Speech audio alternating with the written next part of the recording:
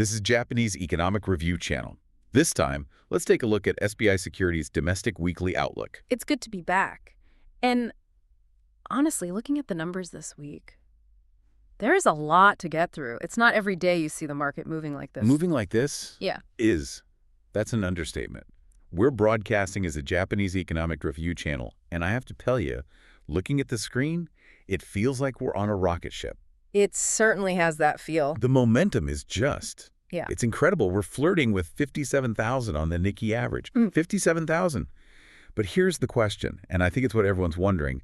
Is this sustainable? Are we building something solid, or is this just a high wire act? That is the perfect way to frame it, the high wire act. And to figure that out, we're going to break down the SBI outlook into 3 key areas. Okay. First, the weekly stock outlook. We'll look at what's driving this and, the overheating signals that are starting to flash. Second, we'll hit the focus materials and exchange rates, because you can't understand the stock market without understanding the yen right now. Absolutely. And finally, the weekly timetable. And you'll want to stick around for that because it's a minefield this week. So let's get into it. Pillar 1, the weekly stock outlook. Give us the final numbers from last week. What did we close at? It was a massive week. For the week ending February 13th, the Nikkei average closed at 56,941.97. And that's up. How much for the week? It's up a staggering 2,688 points. 2,600 points. In 1 week. In 1 week. That just feels unreal. I mean, what on earth is fueling that? In a word, AI. The main engine was earnings, specifically from SoftBank Group, SBG. Right, because they're not really a telco anymore. They're basically a giant AI venture fund. Exactly. With their huge stake in ARM, the chip designer, their earnings were just phenomenal. And that sends a signal. But it's also a bigger trend. The Japanese market is sort of drafting behind the U.S. Drafting, like in a race. Precisely. U.S. high-tech stocks are surging, and foreign investors are seeing Japan as a proxy trade. They see U.S. tech as maybe a bit expensive, so they buy into the Japanese tech giants and suppliers that are part of that same ecosystem. So we're getting pulled along for the ride. We are. Foreign money is pouring in right now. Okay, so that's the past. What's the forecast for the coming week, February 16th to the 20th? What does SBI see? They're calling for a range for the Nikkei between 56,000 on the low end and 59,000 on the high end. 59,000, so we could be knocking on the door of 60K. But I saw a note in there about technical caution. You said signals were flashing. Yes. We need to talk about something called the 25-day moving average deviation. Okay, can you break that down for us in simple terms? Of course. Think of the stock price as a dog on a leash, and the moving average is you, the owner. The dog can run ahead, but the leash eventually pulls it back. And right now, the dog is sprinting. The dog has seen a squirrel and is halfway down the block. The deviation is over 6%. Which is high. It's very high. Historically, anything over 5% is considered overheating. The leash is stretched tight. It suggests the market has moved too far, too fast. The SBI report even explicitly mentions AI bubble theories. But people have been shouting bubbles since 40,000. If I had listened then, I'd have missed this whole rally. Why is this time different? That's a fair point. In a strong market, overbought can stay overbought for a while, but the risk gets bigger. Think about it. Everyone who bought in the last week is sitting on huge gains. If the market even stumbles a little, they might all rush for the exit at once to lock in those profits. And a stumble becomes a fall. Exactly. The higher we go, the thinner the air. And that brings us perfectly to our second point. You can't separate this from the currency markets. Right. Section 2. Focus materials and exchange rates. What's the call on the dollar-yen? The forecast range is 151.80 to 157.60. 157. That is a very weak yen. And the strategy is buy on dips, so the market expects it to stay weak or get weaker. That's the overwhelming sentiment, yes. Why, though? We keep hearing about wage growth in Japan, that the economy is finally turning a corner. Shouldn't the yen be getting stronger? It all comes down to one thing, the interest rate gap.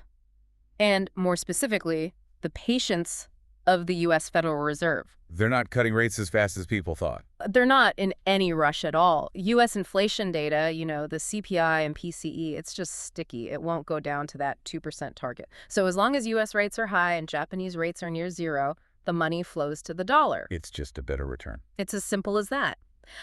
But there's a fascinating detail in the report about speculators. Okay, the IMM currency futures data. What's that telling us? It's telling us that this is a very crowded trade.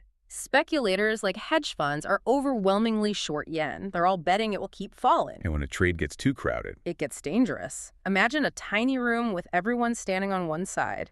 If someone yells fire, they all have to rush for the same small door. a stand. Exactly. If we get any piece of weak U.S. economic data, all those speculators might panic and try to buy back the yen at the same time. We call that a short squeeze. And the yen would spike. Yeah. From 157 to, what, 152? In a flash. And if that happens, our stock market rally, it would be in serious trouble. Exporters hate a strong yen. So we've got a stretched stock market and a crowded currency market. This feels fragile. It is a delicate balance. The report does note, though, that there's real demand for the dollar from importers and NISA investors, which should provide a floor. But the risk of volatility is very real. Okay, holding that thought, the tension in both markets. Let's go to section 3, the weekly timetable.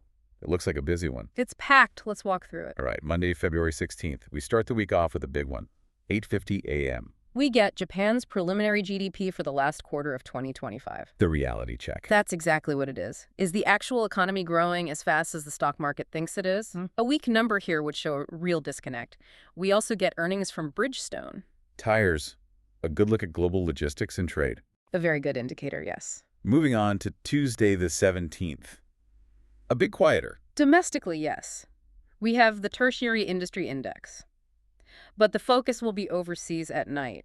The NY Empire State Manufacturing Index and the ZEW Economic Sentiment out of Germany. And we care about German sentiment, because if they're not feeling good, they're not buying our exports. Exactly. It's all connected. Okay, Wednesday the 18th. Things start heating up here. We get Japan's machinery orders in the morning, but the main event is late at night, U.S. time, the FOMC minutes. So we get to read the Fed's diary from their last meeting. And every analyst will be combing through it for any hint that their patience is wearing thin. If they sound worried about the U.S. economy, the dollar could fall, and that could trigger that yen short squeeze we just talked about. Okay, and now, the main event, Thursday, February 19th. This is the one everyone's waiting for. This is the day, the pivot point for the entire market. We get Japan's trade balance in the morning, but let's be honest, all eyes are on the U.S. All eyes are on one company's earnings, the big U.S. AI semiconductor leader. So let's play this out. If they beat expectations and give a strong forecast. Then the party goes on. The AI narrative is validated. The Nikkei probably pushes right through towards 58,000, maybe even 59,000. So into the nightmare scenario. Yeah. What if they miss? Or even just give a slightly cautious outlook. If there's any weakness, any hint of a slowdown, the market could panic. Remember that stretched rubber band? It snaps. It snaps. We could see a 1,000-point drop easily. The entire rally is leaning on this one report. It's a terrifying amount of pressure. And then, just when we think we can breathe, we get to Friday the 20th. We're not done yet. At 8:30 in the morning, we get Japan CPI, the inflation number. Which brings the Bank of Japan right back into focus. It does. If that inflation number comes in hot, the pressure on the BOJ to finally hike interest rates becomes immense. And a rate hike means a stronger yen. Which is bad for stocks, so you could have a double whammy. A bad tech earnings report on Thursday, followed by a hot inflation number on Friday. That would be a very rough end to the week. So to sum it up, we're riding an incredible AI-fueled rally. But the market's technically overheated. The currency trade is dangerously crowded, and the entire thing could be upended by one earnings report on Thursday or one inflation number on Friday. That's a perfect summary. The market is priced for perfection, and this week, it's going to be tested. It feels like we're sitting at a casino table with a huge pile of chips. Do you let it ride, or do you take some off the table? That's the decision everyone has to make. But let me leave you with one final thought. Go ahead. We've spent all this time talking about how Japan is reacting to things from the outside. U.S. stocks, U.S. interest rates, U.S. earnings. Or the tail being wagged by the dog. Exactly. Yeah. So my question is this. When does Japan stand on its own? Look at the GDP number on Monday and the CPI on Friday. If that U.S. AI story does stumble on Thursday, is there enough real domestic strength here in our own economy to cushion the fall? Or are we just a reflection of Wall Street right now? Because if the mirror cracks, we could be in for a rough time. That's a sobering thought. We all want to believe in the Japan revitalization story, but we need to see the proof in our own data, not just America's. We do. And this week, we'll get some important clues. It's going to be a tense one.